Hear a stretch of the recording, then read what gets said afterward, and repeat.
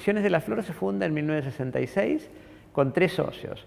Mi colega y abogado Oscar Finkelberg, que había sido compañero mío en la escuela primaria y en el secundario, y en la Facultad de Derecho, por supuesto, y Jorge Álvarez, que tiene también un tercio en los orígenes.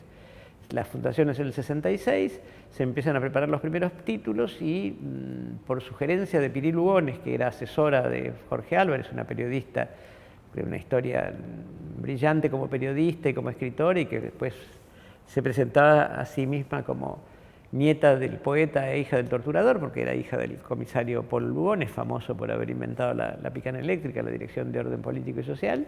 Nos dice, bueno, lo que pueden hacer es una antología de textos, van a conseguir una serie de firmas que ni siquiera va a hacer falta pedir autorización. Y entonces así armamos, con buena colaboración de Finkelberg, una antología que se llamó Buenos Aires de la Fundación a la Angustia, que empezaba con un texto de Ulrico Schmidl, que era el que acompañó la expedición de Pedro de Mendoza, que decía, y fundaron una ciudad que se llamaba Buenos Aires, y fuimos recopilando textos ubicados en distintas épocas, desde crónicas, desde datos del censo de 1904 con la cantidad de cretinos que había en Buenos Aires, el diagnóstico médico de cretinismo, y para terminar, le pedimos a Cortázar autorización para reproducir un texto y nos mandó un texto, Walsh nos dio un cuento hermosísimo, y para coronarla le pedimos a David Viñas un cuento.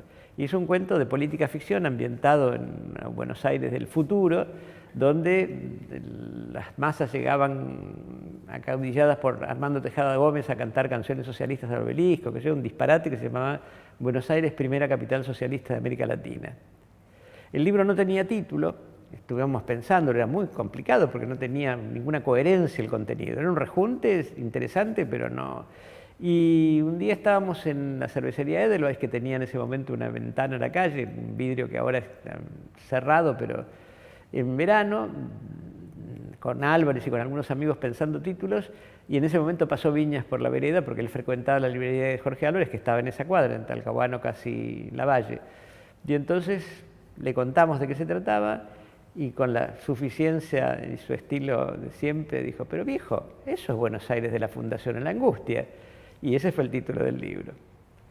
Y simultáneamente Piri Lugones dijo, miren, una editorial de unos pibes que recién empieza no va a conseguir nunca un libro de un autor consagrado, de Borges, Sábato, Mujica Lainez, pero los escritores son muy vanidosos, y si le piden a varios de ellos que cada uno elija su cuento favorito en la literatura universal y escriba un prólogo explicando por qué es el mejor cuento del mundo, nadie les va a decir que no. Y funcionó. Y entonces se armó, para salir simultáneamente, un libro que se tituló El libro de los autores, donde Borges eligió Wakefield de Hawthorne, el cuento de un tipo que se va de su casa y se esconde cerca para ver qué repercusión tiene su muerte en la familia, en los amigos. Sábato eligió Bartleby, el escribiente de Melville, el cuento del tipo que cuando trabaja en una oficina y en algún momento le dan una orden y dice preferiría no hacerlo, que es una especie de resistencia civil.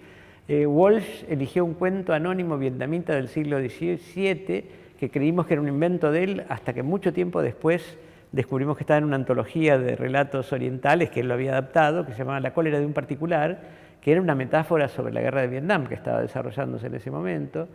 Abelardo Castillo eligió La sirenita de Andersen y David Viñas El matadero de Echeverría, o sea que cada uno fue fiel a sus principios.